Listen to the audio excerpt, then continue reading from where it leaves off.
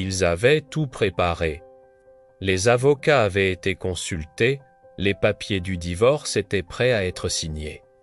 Les familles étaient au courant, résignées à cette triste fin.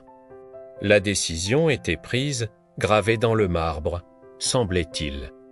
La communication était rompue, les cœurs étaient lourds, pleins de ressentiments et de blessures.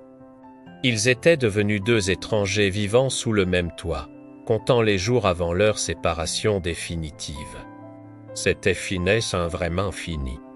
Ce soir-là, chacun de leur côté, ils ont fait une dernière prière. Une prière presque machinale, lancée comme une bouteille à la mer, sans grand espoir. Une prière murmurée dans le secret de leur chambre, un dernier rappel à un Dieu qu'ils avaient pas un peu oublié dans la tourmente. « Seigneur, si tu existes, fais quelque chose », c'était un cri de désespoir, un dernier souffle de foi. Et cette nuit-là, l'incroyable s'est produit. Séparément, mais simultanément, Dieu a touché leur cœur. Une vague de paix a remplacé la colère. Une clarté a percé le brouillard de la douleur. Au réveil, quelque chose avait changé. Le poids sur leurs épaules semblait plus léger.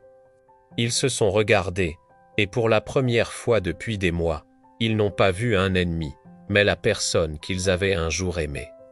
Ce matin-là, les papiers du divorce sont restés dans leur dossier. Au lieu d'appeler les avocats, ils se sont assis, ils ont parlé, vraiment parlé. Ils ont pleuré, ils ont partagé leurs blessures, leurs peurs, leurs déceptions. Le dialogue, que l'on croyait mort et enterré, a repris. Lentement, timidement, mais il a repris. Ils ont décidé de suspendre la procédure, de se donner une autre chance. Une chance avec Dieu au centre. Cette histoire nous enseigne une leçon puissante. Tant que Dieu est invité dans une situation, rien n'est jamais vraiment terminé. Même quand tout semble perdu, quand la logique humaine dit qu'il n'y a plus d'espoir, une seule prière sincère peut tout changer. Dieu peut réparer ce qui est brisé, restaurer ce qui est détruit et faire jaillir la vie là où il n'y avait que la mort. N'oubliez jamais la puissance de la prière. Elle peut littéralement déplacer des montagnes et transformer les fins en nouveaux commencements.